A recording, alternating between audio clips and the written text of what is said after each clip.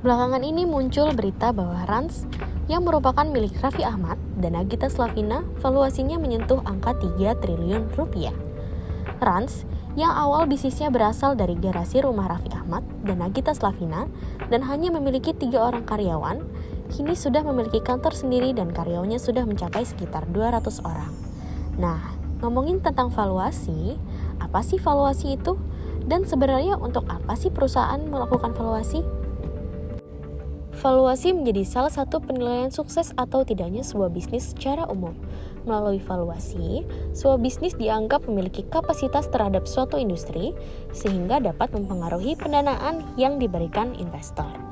Valuasi adalah perhitungan nilai sebuah perusahaan dengan mempertimbangkan kualitas manajemen, struktur permodalan, jumlah aset, dan proyeksi pendapatan. Baik besar maupun kecil, valuasi menjadi hal yang sangat penting bagi perusahaan, khususnya perusahaan yang masih membutuhkan pendanaan untuk berkembang. Sebagai contoh, ketika sebuah perusahaan startup mengalami proses akuisisi, perusahaan tersebut dapat mengetahui perkiraan harga yang dapat ditawarkan kepada calon pembeli berdasarkan hasil valuasi yang dimilikinya.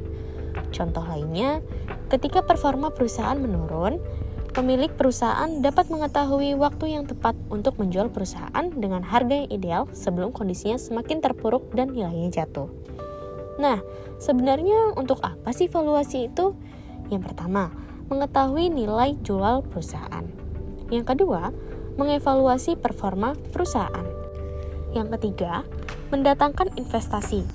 Dan yang keempat, menghitung saham setelah pendanaan. Saat menjalankan bisnis, terdapat berbagai hal yang wajib diperhatikan. Tidak hanya profit, kamu juga wajib memperhatikan aspek lainnya, khususnya valuasi. Sejalan dengan profit, valuasi juga menjadi faktor penting dalam mendukung perkembangan bisnis. Di sisi lain, valuasi juga dapat berubah naik dan turun sesuai dengan berbagai faktor yang mempengaruhinya. Belajar keuangan bisnis, jadi ilmu keuangan.